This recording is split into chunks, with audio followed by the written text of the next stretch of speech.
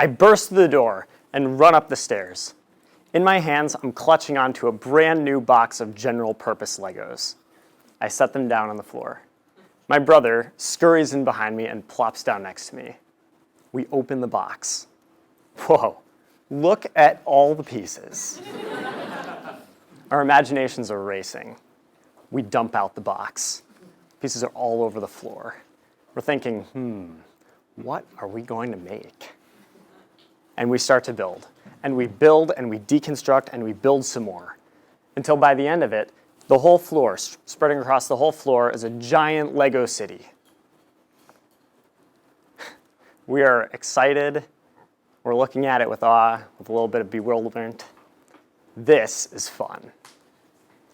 So I'm sure that at some point in your childhood, you've had similar feelings of awe or bewilderment, excitement about discovery, creating something, or just learning something new, whether you built a fort or sang a new song or something of the sort. Take yourself back to that moment and reimagine those feelings. Now, fast forward. You're an adult. The specter of responsibility washes over you like a tide. So you still have some curiosity, but largely tracked paths and societal structures are getting in your way. You don't really feel that youthful sense of awe or exuberance anymore.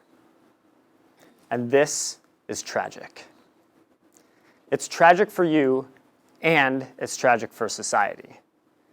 You see, our ability to innovate and create and change the world as a society is heavily dependent on our creative ability, our imagination, our desire to build. If you look at the historical record, we can find many examples of societies that have fallen by the wayside when they've lost their ability to create, to innovate, to imagine. Let's take an example. Take yourself back to the 6th century BC. This is the Persian Empire. You're in the capital city of Persepolis. You're looking around in amazement at the wonderful monuments and sculptures, statues, great architecture everywhere.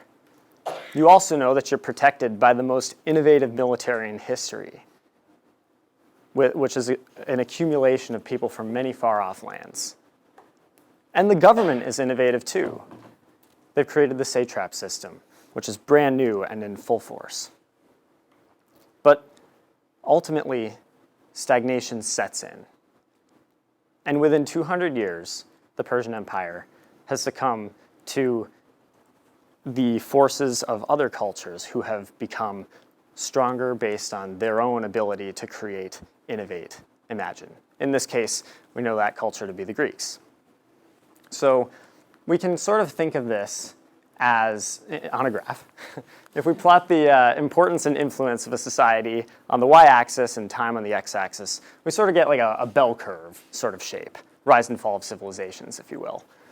And if we plot innovations that these societies are responsible for in these little red dots, most of them are to the left side of the peak. And after the peak, not so much innovation anymore. Coincidence?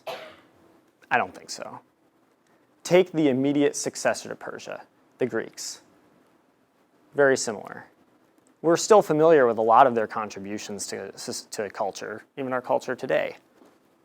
But they still could not retain their ability to innovate. And it keeps going. The Romans, the Byzantines, all the way up until, take a look all the way on the right over there. Looks pretty familiar, doesn't it? We don't want this to happen to us. Do not let this happen to us. So we just looked at this arc of society and civilization, and remarkably, it mirrors the arc of our own lives. We talked about our experience in childhood and adulthood. Take a moment now to try and picture your own retirement. You've probably succeeded in a lot of the things you wanted to accomplish in life, feeling pretty good about yourself. Maybe you've got a house off in the woods or on the beach somewhere. But the reality of it is that depression actually increases by 40% and when Americans retire. This is largely due to the fact that our job is heavily tied to our creative purpose. Additionally, suicide rates double for Americans of retirement age, 65 to 85. This all sounds a bit morbid, but at a large and small scale, the failure to create is fatal. Now, I want to tease out this connection between society and the individual a little bit more. Obviously, individuals drive society. And in a lot of cases, these individuals are people who are committed and motivated and working towards a goal. But we tend to remember a lot of people who simply achieve and create because that's what they like to do. It's something that really speaks to them. People like this might include Benjamin Franklin, Archimedes, Leonardo da Vinci. These guys are luminaries. But it can't just be up to a small number of people to drive society forward or to innovate, create. It's up to all of us. Let's take a local example. So back when I was working in my robotics lab, one of the guys in the lab would come in with like this tub of Legos every day. You know, this is a 27-year-old guy carrying his Legos. And he'd build things with him on his desk. I mean, what are you doing? But those ended up being prototypes for some of the best robots that he built. And he was unequivocally the best design engineer in our lab. He never lost his inner kid. He never lost his ability to create and to innovate. For me, my own experience with building is really important to me. My parents used to tell me when I was growing up, do what you enjoy. And for me, it was building Lego towns like the one I was talking about. So I wanted to just keep doing that. But you get older, and there's no reason that this should stop. No reason innovating and creating and just having that sense of awe should stop. In high school, I was part of my first robotics team, and we built this robot here. And I've since become an actual robotics engineer. And this robot is one that we made for the DARPA Robotics Challenge for disaster recovery scenarios. This robot is meant to save lives.